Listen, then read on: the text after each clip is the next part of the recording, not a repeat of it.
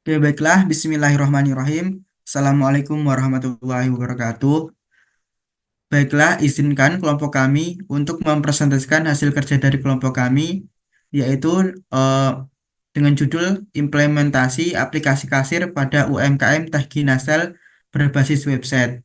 Sebelumnya, perkenalkan, nama saya Chandra Aldi Kuncoro dengan NIM 220147866.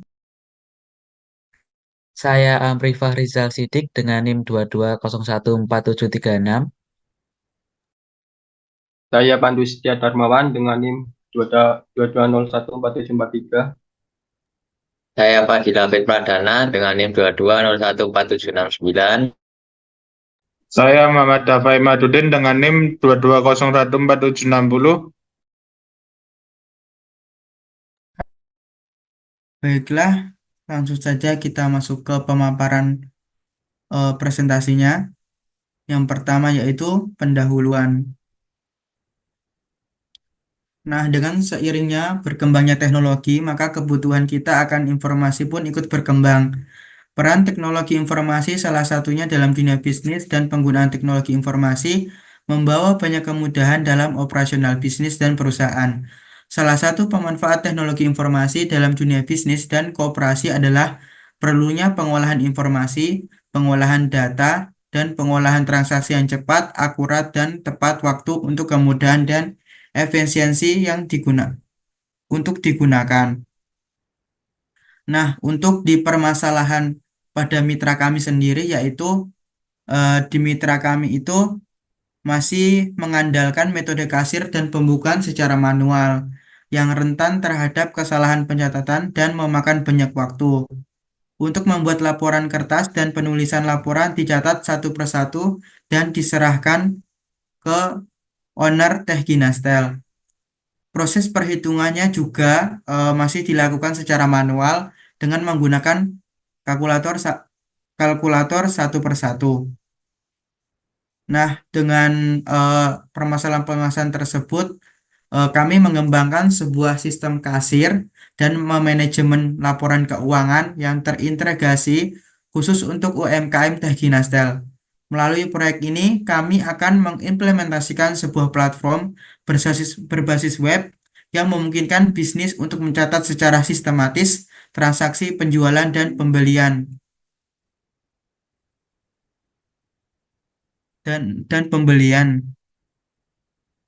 serta menghasilkan laporan keuangan yang akurat dan mudah dipahami. Sistem ini hanya bisa diakses admin yang memiliki akses penuh untuk mengelola data transaksi. Nah, selanjutnya akan dijelaskan oleh teman saya. Solusi permasalahan. Solusi untuk menyelesaikan permasalahan yang dihadapi oleh UMKM Techginastel yaitu sebagai berikut. A. Melakukan pencatatan data penjualan dan pembelian secara sistematis sehingga rentan terhadap kesalahan pencatatan dan memakan banyak waktu dapat teratasi. B. Aplikasi ini mencakup fitur manajemen laporan keuangan yang memungkinkan pengelolaan data keuangan dengan lebih efisien. Laporan keuangan akan dihasilkan secara otomatis berdasarkan data transaksi yang telah dicatat sehingga mengurangi waktu yang diperlukan untuk penyusunan laporan secara manual. C. Membuat rancangan aplikasi kasir yang menarik, mudah digunakan, dan membuat pengoperasiannya mudah dipahami untuk karyawan Ginastel.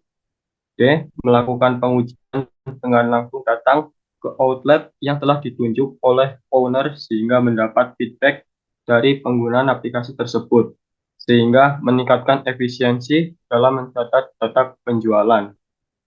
Selanjutnya akan dibacakan oleh teman saya. Untuk selanjutnya yaitu metode pelaksanaan. Untuk mitra yang bergerak di bidang ekonomi produktif dan mengarahkan ekonomi produktif, maka metode pelaksanaan kegiatan terkait dengan dua tahapan bidang permasalahan yang berbeda yang ditangani pada mitra. Seperti pertama, permasalahan dalam produksi.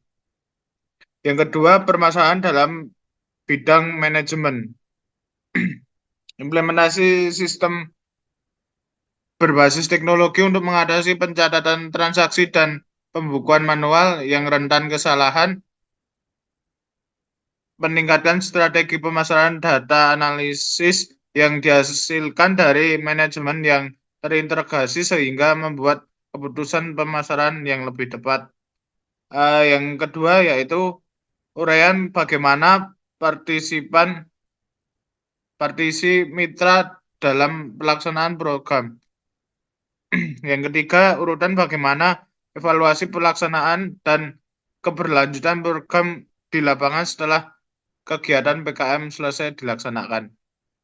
Yaitu yang keempat, uraian peran dan tugas dari masing-masing anggota tim sesuai dengan kompetensi dan penugasan mahasiswa.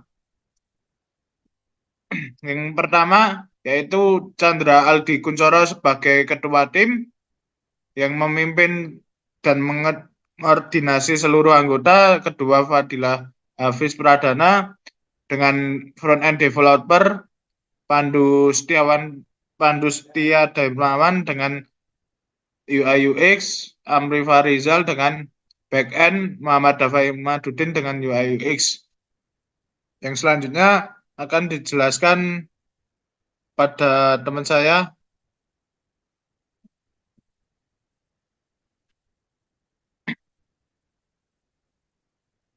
Yang selanjutnya yaitu jadwal pelaksanaan. Jadwal pelaksanaan pada tanggal 20 Maret itu mengunjungi mitra 21 sampai 27, prototype 28 Maret tanda tangan kontrak 03 sampai 2 Juli coding, 03 sampai 9 Juli testing sistem, 10 sampai 16 Juli evaluasi, dan terakhir 17 Juli sampai 22 perilisan sistem. Ya, ini beberapa daftar pustaka yang kami ambil. Untuk selanjutnya akan diteruskan pada teman saya. Selanjutnya adalah gambaran iptex. Deskripsi gambaran iptex. Gambaran sistem yang akan diimplementasikan pada aplikasi terdapat berbagai fitur yang diantaranya adalah user sebagai kasir untuk melakukan transaksi penjualan dan melihat laporan. Pada fitur melakukan transaksi penjualan, user dapat melakukan menambah transaksi penjualan, lalu ketika dipencet tombol bayar akan muncul pop-up pembayaran yang dimana user diminta untuk menambahkan nominal uang yang diberikan oleh pembeli. Setelah itu akan muncul pop-up konfirmasi pembayaran. Ketika dikonfirmasi atau oke, maka pembayaran akan diproses dan berhasil. Selanjutnya, maksud dari fitur melihat laporan penjualan adalah ketika user masuk ke tab laporan penjual, maka user dapat melihat seluruh transaksi yang sukses dan dapat mencetak nota. Lanjut, Mas. Selanjutnya adalah tabel ERD-nya. Tabel. Ini terdapat 4 tabel. Yang pertama adalah tabel user. Tabel user berisi ID, kode, nama, email, password, dan role. Yang kedua ada produk yang berisi ID, kode, nama produk, harga. Yang ketiga ada kasir yang memuat ID, kode transaksi, ID produk, nama produk, harga, jumlah, total. Yang keempat adalah transaksi yang memuat ID, kode transaksi, total, bayar, kembalian, invoice, tanggal. Nah, tabel user ini berrelasi dengan tabel kasir dan produk. Setiap user dapat melihat beberapa atau banyak produk dan satu user dapat melakukan satu kali transaksi atau menggunakan satu kali kasir. Dan untuk kasir juga dapat melihat banyak produk dan kasir dapat melakukan satu transaksi untuk satu kali transaksi. Selanjutnya adalah user flow dan sitemap.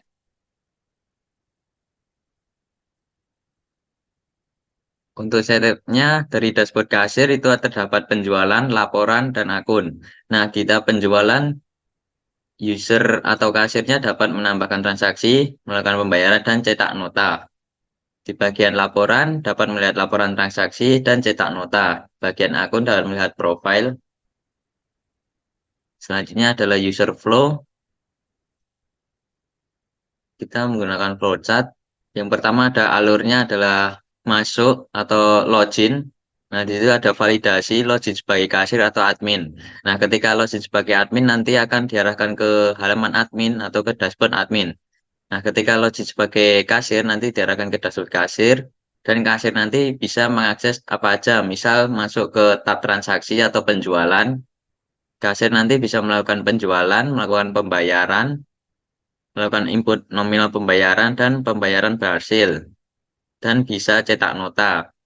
Lalu setelah itu kasir bisa masuk ke tab laporan transaksi dan dapat melihat laporan transaksi yang telah dilakukan. Selanjutnya, tampilan dan desain. Yang pertama ada tampilan admin. Ini adalah halaman adminnya, berisi total produk, total transaksi dan transaksi hari ini, dan total user. Dan ada tabel detail transaksi pada hari itu juga. Yang selanjutnya adalah pada tab admin untuk menambahkan produk. Di sini admin dapat menambah produk, mengedit dan menghapusnya. Selanjutnya ada halaman laporan untuk admin. Nah, ini ada ketika dipencet ke tab laporan nanti akan ada list-list laporan yang telah dilakukan transaksi oleh kasir. Nah, di laporan ini admin dapat sorting atau mencari data laporan menurut tanggalnya. Itu ada tulisan dari atau dan sampai. Tinggal cari nanti ada tab print juga. Selain itu juga dapat mencet tombol detail untuk melihat transaksi yang lebih detail. Selanjutnya halaman user. Nah, di sini admin dapat menambahkan user untuk admin itu sendiri dan kasir. Nah, di sini admin dapat mengedit dan menghapusnya juga. Selanjutnya pada halaman dashboard kasir. Nah, dalam halaman dashboard kasir ini memuat total transaksi dan transaksi hari ini atau hari itu juga. Selanjutnya adalah halaman untuk penjualan oleh kasir. Di sini kasir dapat menambahkan produk untuk dijual. Lalu ketika sudah dapat diedit dan menghapus transaksi jika dibatalkan. Ketika lanjut tinggal diklik bayar. Nah, selanjutnya adalah halaman laporan untuk kasir. Nah, kasir di sini hanya bisa melihat riwayat transaksi oleh kasir itu sendiri dan melihat detail dan print. Untuk selanjutnya akan dijelaskan oleh teman saya. Baik, selanjutnya adalah analisis SWOT. Yang pertama ada strength, weakness, opportunity, dan threats. Oke, kita masuk yang pertama, strength. Yang pertama laporan penjualan yang akurat. Yang kedua pemantauan multi outlet. Selanjutnya transaksi akurat, kemudian keamanan data yang akurat. Selanjutnya kita akan beralih ke weakness. Yang pertama memerlukan pelatihan untuk pegawai. Yang kedua biaya pemeliharaan, memerlukan koneksi internet, dan pengoperasian satu orang yang tidak optimal. Selanjutnya opportunity. Yang pertama data digunakan dari usaha kecil hingga besar. Yang kedua mempercepat transaksi, akses dari berbagai perangkat, dan melindungi data transaksi. Yang terakhir, threats. Yang pertama, gangguan operasional. Yang kedua, kebocoran data, dan banyak pesaing, dan kesalahan memasukkan data. Selanjutnya adalah perencanaan model bisnis atau BMC. Yang pertama adalah key partners. Ada layanan cloud hosting, pengembang program. Selanjutnya key activity. Di key activity ini terdapat pengembangan dan pemeliharaan aplikasi kasir. Selanjutnya pelatihan dan pendampingan pelanggan dalam menggunakan aplikasi, pemasaran dan promosi aplikasi kepada pelanggan potensial. Selanjutnya pemantauan dan peningkatan keamanan data transaksi. Selanjutnya kita akan beralih ke value proposition. Yang pertama dapat digunakan di berbagai perangkat atau device. Yang kedua kemungkinan akses website. Selanjutnya ada customer relationship. Yang pertama sumber daya pelatihan karyawan. Yang kedua, pembaruan rutin dan peningkatan fitur. Selanjutnya adalah customer segment. Yang pertama adalah semua kalangan masyarakat. Yang kedua, restoran kecil hingga menengah. Dan kafe dan warung. Selanjutnya, usaha minuman dan makanan, bisnis kecil dalam sektor makanan dan minuman. Selanjutnya, kita akan beralih ke key resource. Yang pertama adalah bahasa pemrograman PHP. Yang kedua, framework Laravel. Selanjutnya, infrastruktur server dan tim pengembang. Kemudian channel. Di channel ini terdapat Instagram, TikTok, website, dan WhatsApp. Selanjutnya, cost struktur. Yang pertama adalah biaya internet, biaya hosting per bulan, biaya listrik, biaya dukungan pelanggan dan pelatihan, dan biaya pemeliharaan dan perbaikan aplikasi. Selanjutnya adalah revenue stream. Yang pertama biaya implementasi awal dan biaya konsultasi tambahan dan layanan tambahan.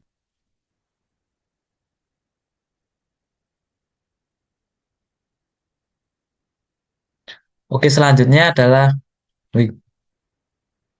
selanjutnya adalah akses produk. Yang pertama link websitenya adalah Teh Ginastel My ID. Yang kedua akun live dengan login sebagai admin dengan email admin@email.com, kemudian passwordnya admin123. Selanjutnya adalah login sebagai kasir dengan email kasir@email.com, kemudian passwordnya kasir123. Yang ketiga adalah link dokumentasi website GitHub, bisa dikunjungi di GitHub Fadilah Hafiz. Kemudian mitra kerjasama pengabdian. Pelaksanaan penelitian dapat melibatkan mitra kerjasama, yaitu mitra kerjasama dengan melaksanakan penelitian, mitra sebagai calon pengguna hasil penelitian, atau mitra investor. Nama mitranya adalah Tes Ginastel. Untuk pimpinan, nama pimpinannya adalah Ratih Dewi Apriliana. Alamat mitranya ada di Bugel RT1 RW3 Pandeyan Grogol Sukoharjo. Untuk peta untuk peta lokasi mitranya bisa dilihat di gambar tersebut. Oke, yang terakhir ini lampiran surat keterangan persetujuan mitra dengan materai 5.000. Dan yang kedua adalah dokumentasi kegiatan, observasi dan pengujian. Selanjutnya dokumentasi activity website.